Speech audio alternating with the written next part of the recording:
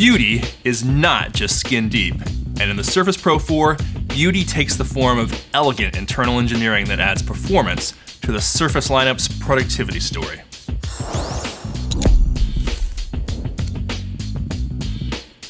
"18 months ago, Microsoft turned the tablet world on its head with the Surface Pro 3, a sophisticated, streamlined tablet PC. The next generation Surface Pro 4 changes very little. In fact, you might not be able to tell one from the other. Microsoft's familiar Surface kickstand is still there, but now it's just a bit easier to recline. There's still a single USB 3 port as well as a Surface connector. And as before, the Surface Pro 4 can be used in your lap, although it works a little bit better on the tabletop. Look closer though, and you'll see some small but important differences. The Surface Pro 4 ditches the Windows key and bumps the display to a slightly larger 12.3 inches. Inside, Microsoft uses Intel's new 6th generation Core chips, codenamed Skylake. There's also a new Core M option to complement the Core i5 and Core i7 chips. Why is this important? Well, while the Surface Pro 3 focused on productivity, it stumbled when the focus turned to games. The Surface Pro 4 can't handle the most graphics-intensive first-person shooters in games like The Witcher 3, but it does handle last-generation shooters with surprising aplomb.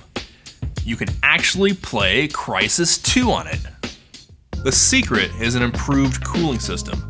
The Surface Pro 3 didn't do a great job venting heat, so the fan kicked on frequently and the tablet throttled down to prevent overheating.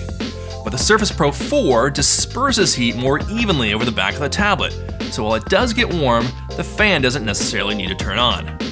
And the Surface connector isn't just for power. Now it's used to connect the Surface Pro 4 to the new Surface dock. Instead of the praying mantis Surface dock of prior generations, the new Surface dock simply looks like a power brick. Its own power brick. There's still 4 USB 3.0 ports and 2 mini display connectors, but this time around, it all takes up far less space on your desk. Microsoft's type cover and Surface Pen also receive a makeover. The one thing that you'll quickly notice is that the type cover's keys are a touch smaller, but also spaced a bit further from one another. This gives the Surface Pro 4 more of the look and feel of a real computer keyboard. There's also a new menu key. In all, it feels just as comfortable as the older keyboard, but with a bit more resistance. The Surface Pen is where I think Microsoft swung and missed. Microsoft eliminated the unsightly fabric loop holding the Surface Pro 3 pen to the keyboard and replaced it with a magnetic coupling. The magnets grip tightly, but that's not the problem. When the Surface Pro 4 disappears in your backpack, so can the pen. It can slide right off. Microsoft says the new pen offers 1024 levels of pressure, and that the display's thin PixelSense glass makes digital ink feel like ink. That's partially true. Yes, you can rest your palms comfortably on the glass, but the Surface Pro 3 stylus just feels more natural for note-taking. And there's still a bit of ink lag when you're making broad, sweeping motions with a pen.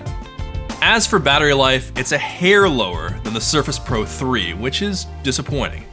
But neither that nor the new stylus are deal breakers.